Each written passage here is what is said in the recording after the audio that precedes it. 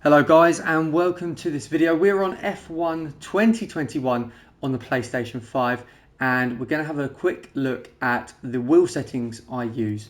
So let's go into settings and controls, vibration and force feedback. So the wheel I'm using is a Fanatec CSL Elite and we've got the P1 wheel, but I have created a custom settings layout down here, so we're going to have a look at that.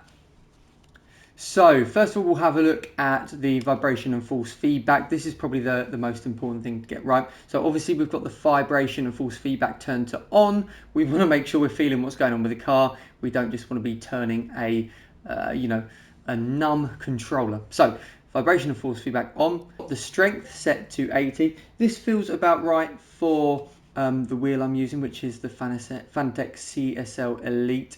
It feels like the right balance between feeling enough of what the car's doing and not feeling too light or too heavy, and something that's going to make you exhausted after a couple of minutes of driving. Then we've got the on-track effects set to 10, rumble strip effects set to 40. We've turned that up a little bit, and that's just so that when we hit a curb we feel it. Some of the curbs in this game are quite slippery, so I wanted to turn that up a little bit. Off-track effects are at 20. The wheel damper we've got at 10. We've got the understeer enhance set to on, just so we can feel when the front tyres start to lose grip a little bit.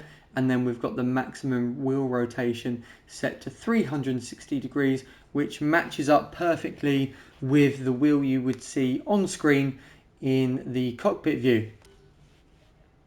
So having a look at the calibration then, and I have made a few changes to this. So we've got a slight throttle dead zone, and this is just so that I don't pick up the throttle instantly. I like to be able to rest my foot on the throttle a little bit, and I don't want to have any input going into the throttle when I want to be off throttle.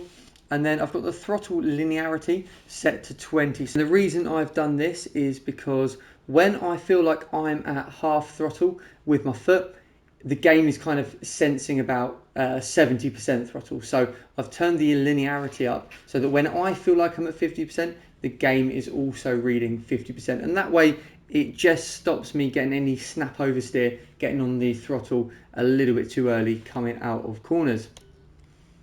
Okay, finally then we'll have a quick look at the control scheme. So I haven't changed too much here. There's just a few key buttons that I like to have with this particular wheel in a certain place. So I like activate and deactivate DRS with the circle button because it's the closest to my right hand.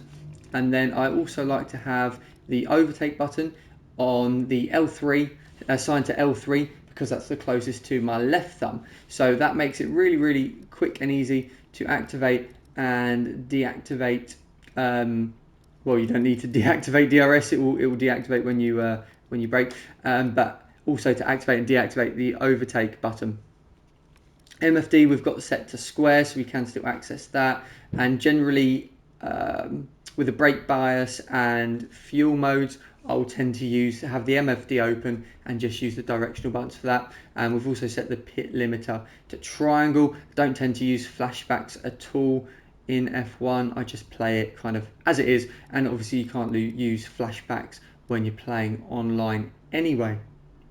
Okay, thanks for watching guys. I hope this video has been helpful and you'll be able to use it to set up your own wheel. These settings will also be the same for the PS4 version because I have tested that as well. And if you're not on the Fanatec CSL Elite, it's worth giving these settings a go and then just adapting from there. So I always say with any wheel settings video, it's always personal preference. You just want to find a setup that you're able to be your most consistent with and not make too many mistakes. So I hope that was helpful, and I will see you again in the next video.